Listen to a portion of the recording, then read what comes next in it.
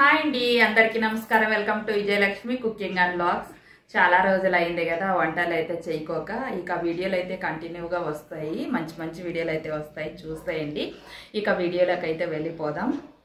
ఇక నేనైతే ఇక్కడ పూరీలు చేస్తూ ఉన్నాను. ఇక చూడండి, గోధుమ పిండి అలాగే మైదా పిండి ఓలిగి రవ అండి. మనం భక్షలు చేస్తాం కదా, ఆ రవ అన్నమాట. ఇలా 3 రవలు వేసి మిక్స్ చేసి మనము పూరీ చేసుకుంటే చాలా టేస్టీగా సూపర్గా ఉంటాయన్నమాట. ఇక సాల్ట్ కూడా వేసేసి ఒకసారి బాగా కలిపేసుకోండి. నేనైతే కారపూరీలు చేస్తున్నాను అనమాట. అందుకని కాస్త పసుపు, జీలకర్ర అలాగే కారపొడి వేసేసి ఒకసారి బాగా కలిపేసుకోండి. ఈ కారపూరీలు వచ్చేసి ఉత్వేగం తినొచ్చండి, అంత టేస్టీగా చాలా బాగుంటాయి. ఇక కాస్త ఆయిల్ కూడా వేసేసి ఒకసారి బాగా కలిపేసుకోండి. ఇక ఇలా కలుపుకున్న తర్వాత కొన్ని నీళ్లు వేసుకుంటూ ఒకసారి బాగా కలిపేసుకోవాలి. ఇక చపాతీ పిండి ఎలా కలుపుకుంటామో అలా కలిపేసుకొని ఒక అర్ధగంట పాటు మనమైతే ఇలా మూత పెట్టేయాలి. ఇక ఆ తర్వాత పూరీలు అయితే ఇలా తిక్కేసుకొని ఇక పూరీలు అయితే ఇలా వేస్తూ ఉన్నాను. చూడండి, పూరీలు అయితే ఎంత బాగా వచ్చాయో. మా ఇంట్లో అయితే మా పిల్లలకు చాలా ఇష్టం కారపూరీలు అంటే. టేస్ట్ అయితే సూపర్గా ఉన్నాయి అంటున్నారు, తింటా ఉన్నారు ఒక సైడు ఇక్కడ చేస్తూ ఉంటే. ఇక ఇందులోకి అయితే నేను కొబ్బరి చట్నీ అలాగే ఆలు పల్లెము చేశాను. సూపర్ అంటే సూపర్ టేస్టీగా ఉన్నాయన్నారు. ఇక మధ్యాహ్నానికి అయితే నేను ఇంకా అన్నం వండేశాను. ఇక అన్నంలోకి అయితే నేను చెక్కవంతాకు పప్పు అయితే చేస్తూ ఉన్నాను. సూపర్ అంటే సూపర్ టేస్టీగా ఉంటుందండి చెక్కవంతాకు పప్పు అయితే. ఇక ఇందులోకి అయితే నేను మైసూర్ కందిపప్పు 1 కప్పు అలాగే మామూలు పప్పు 1 కప్పు ఇక 2 మిక్స్ చేసేసి ఇక ఎసరు కాగిన తర్వాత బ్యాల్ అయితే వేసేసాను. అలాగే కాస్త పసుపు, పచ్చిమిర్చి, ఇక టమాటాలు, ఇక అలాగే చింతపండు, వెల్లుల్లి వేసేసి ఉడికిచ్చాను 3 విజిల్ వరకు. ఇక చూడండి, ఇక పప్పు అయితే వెనిపేస్తూ ఉన్నాను.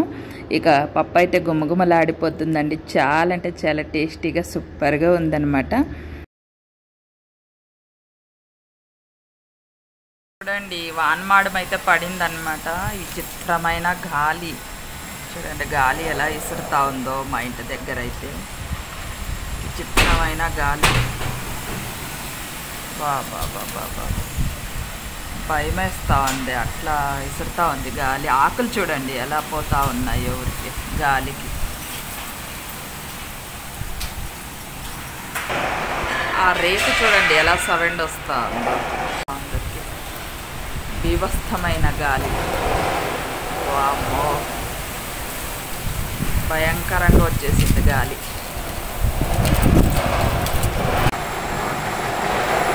చూడండి ఎలా వస్తుందో గాలి. అబ్బా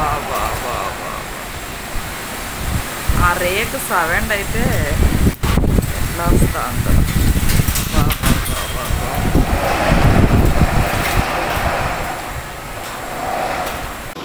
ఇక గాలి అయితే స్టాప్ అయ్యి ఇక వర్షం అయితే వస్తూ ఉంది. చూడండి, ఇక అంత పెద్ద వర్షమేం కాదు, చిన్నగా వస్తూ ఉందన్నమాట. ఇక పిల్లలు అయితే స్నాక్స్ చేయమన్నారు. నేనైతే ఇక్కడ ఆలు స్నాక్స్ అయితే చేస్తూ ఉన్నాను. 1 కేజీ ఆలు అయితే తీసుకున్నాను. ముందుగా చెక్క తీసి పెట్టుకొని ఇలా కట్ చేసుకోవాలన్నమాట. కట్ చేసుకొని ఇలా నీళ్ళల్లో వేసేసుకోవాలి ఒక బౌల్లో. కట్ చేసుకున్న తర్వాత ఒక కుక్కర్లో వేసేసుకొని ఒక విజిల్ వచ్చే వరకు ఉడికించుకోవాలి. ఇష్టము డైరెక్ట్ అన్న అలాగే పాత్రలో ఉడికిపెట్టచ్చు, లేదంటే ఒక విజిల్ ఇలా ఉడికిస్తే సరిపోతుంది. చూడండి, మరీ మెత్తగా ఉడకరాదనమాట, ఇలా ఉడికితే సరిపోతాయి. ఇవి ఎంత టేస్ట్ ఉంటాయంటే ఒక్కసారి చేసుకొని తిన్నారంటే మళ్ళీ చేసుకొని తినాలనిపిస్తుంది అనమాట, అంత టేస్ట్ ఉంటాయి ఇవైతే.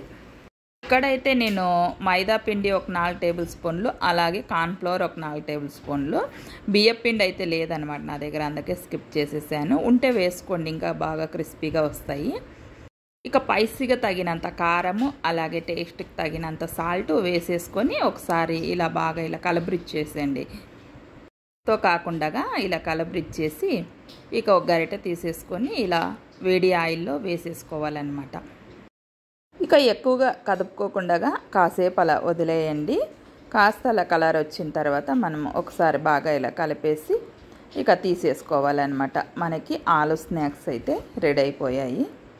మా పిల్లలైతే ఎప్పుడైనా స్నాక్స్ ఏమైనా తినాలనిపిస్తే ఇవే ఎక్కువగా చేయించుకుంటారనమాట. అమ్మ చాలా బాగుంటాయి, ఆలు స్నాక్స్ చేయమ్మా అంటుంటారు. ఇక అందుకని నేను ఎక్కువగా ఇవే చేస్తూ ఉంటాను.